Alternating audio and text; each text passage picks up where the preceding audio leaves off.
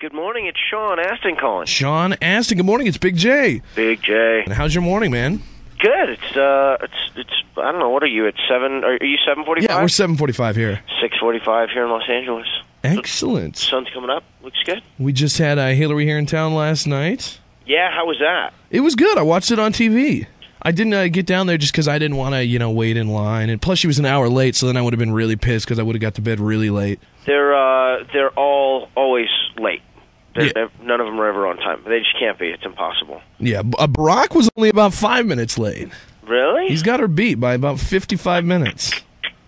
Well, I guess I stand corrected. What are you working on right now? Any new projects? At the moment, my wife and I are adapting a book called Number the Stars about two 10-year-old girls in Second World. We read that book in middle school, I think. Yeah, we're making a movie out of it. That's very cool. Cool, right? That's awesome. Who is your wife? Somebody we would know, or is she just somebody? No, I don't think you'd know. I mean, we've been married since we were kids, I guess. Jeez, like 17 years, something like that. But we produced a short film together that got nominated for an Oscar back in 95, 97, 5. I don't know, 95. And then what else? What else am I doing? I'm working on this Disney Channel thing for little kids, like little kids, like 5 years old, about this panda bear. Panda bears are all the rage these days. I suppose, yeah. But, yeah, called Oso, Special Agent Oso. He's kind of a James Bondian, kind of bumbling, funny little guy. So I'm working on that. What else have I been doing? I'm going to do this. The guys who did The Astronaut Farmer are doing a movie next month, so I'm gonna do a fun little turn as a hairdresser. We've got Hillary in town. We had Barack in town a little bit ago. Now we've got you on the line. Last week when Barack was here, I talked to Cal Penn from the Harold and Kumar fame, and he's on House as well. He's out there, on the campaign trail with Barack, and it intrigued me almost as much as you intrigued me as well. Like, what brought you into politics? Like, I understand most people are interested, but what made you get so involved, that you want to speak out on Hillary's behalf? Well, a lot of actors care passionately about stuff, and because people recognize us, it gives us a platform. It gives us an opportunity to have people, for example, on this radio show, focus for a couple of minutes on an issue that they might not otherwise have focused on. Not necessarily in the presidential primary that's this important at this late stage, but I don't know. I care passionately about it. My mom, Patty Duke, was president of a labor union, of the Screen Actors Guild that actually Ronald Reagan was president of in the 80s. No, in the 70s. I didn't know that was your mom. Yeah, my mom is. So we grew up in that kind of a household where caring about other people's issues was kind of part of our daily life and conversation. And I was asked in '92 to actually speak on behalf of Senator Clinton. Then First Lady of Arkansas, Clinton.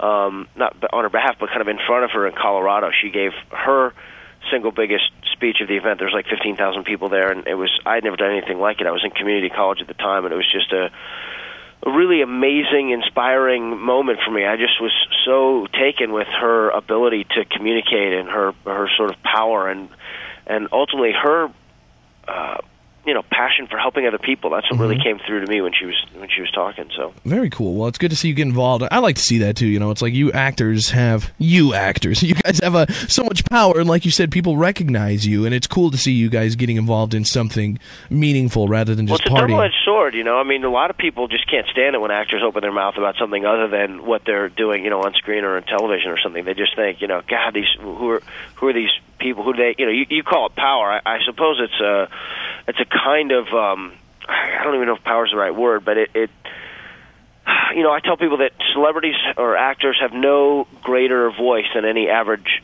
citizen, and no less of a voice either. And I guess we have the opportunity to come on your show and stuff, but I'm sure you take calls from callers and that like that. So maybe I just get a couple more minutes. Yeah, exactly. People are just more interested in you than Johnny from West Billings.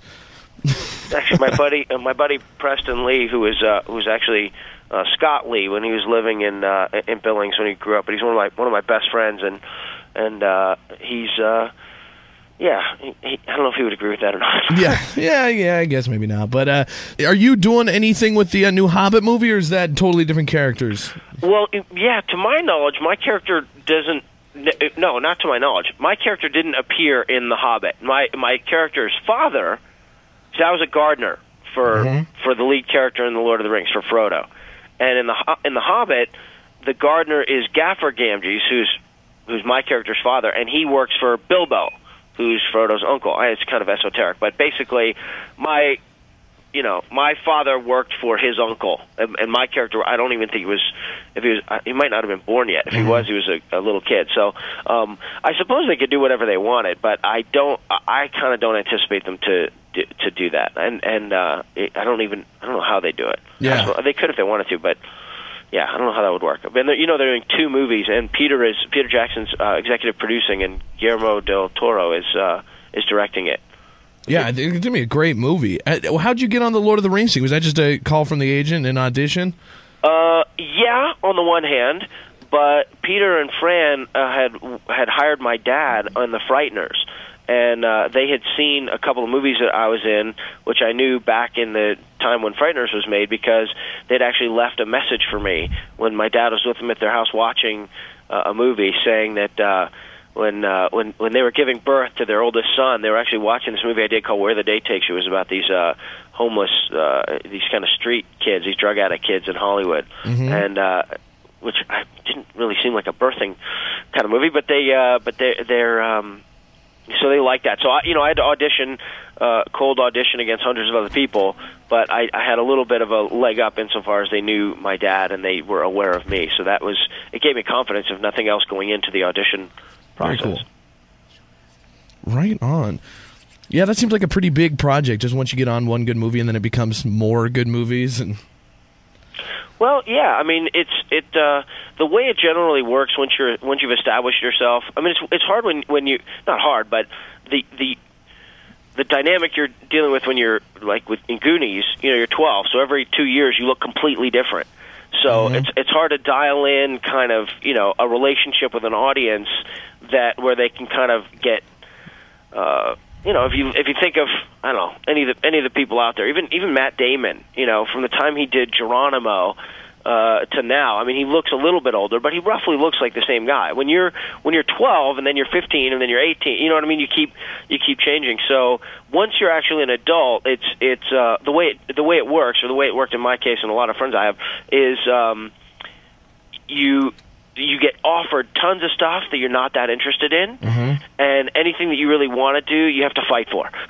Yeah. That's pretty much the way it works. And now you're trying to work. Are you moving more into the producing, adapting field too, or are you still just as interested in acting? I've always wanted to direct movies, and I from the time I was 18, I was making a short film, and then I've made I think 3 short films. I've directed probably, I don't know, 6 or so television episodes.